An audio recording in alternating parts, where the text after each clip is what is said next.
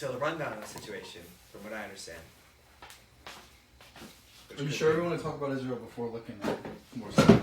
It's gotten worse, I know that. Before what? Before, like, researching. I'm just going to say how it started. Basically. Okay. So Hamas is a terrorist organization that is basically funded by Iran, but they're not technically Iran. But they basically assaulted, they were able to sneak into Israel through a variety of ways, one of which was they, not parachuted, but what's the other thing? Where it's real small, it's like a paraglider or something. Oh. They just paraglided like a ton of troops into Israel, which is crazy because Israel, the Netanyahu, I may not be saying his name right, but the guy who's basically their president or leader right now he basically came to power because he was like, we need to be the most secure version of Israel we've ever been. And so they've basically turned Israel into a security state. Yeah, I went there. Just constant monitoring everywhere. I went there last year, and you just see everyone that is Jewish has to serve in the military.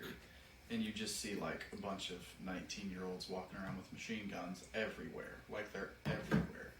And so it was a big shock to hear that Hamas just invaded in.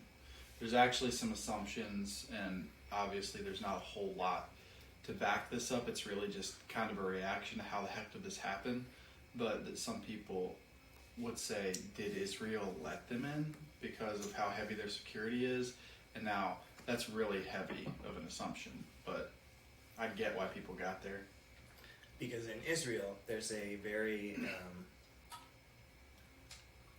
strong racism towards Palestinians from the Orthodox Jewish community.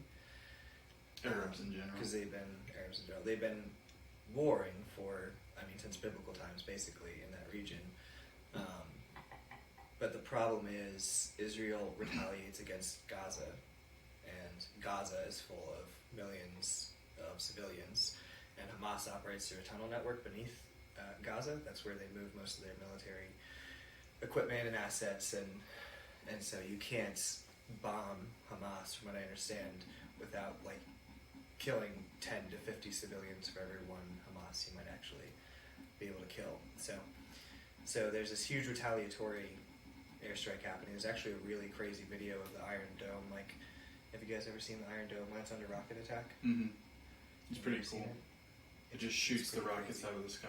Yeah, so this is the most active the Iron Dome has ever been. I'm going to play it on the screen. You could just add, I was going to say you could add a clip to it. But, yeah, so there's a lot in the news going on about it, and we have friends who have served there as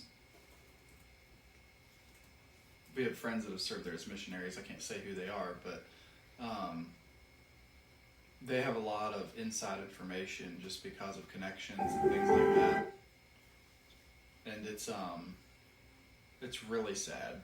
We're just praying for peace in the Middle East right now. There's not really a side we're taking. We understand it's really, me personally, I'm not saying these guys, but it's a really sticky situation to be in.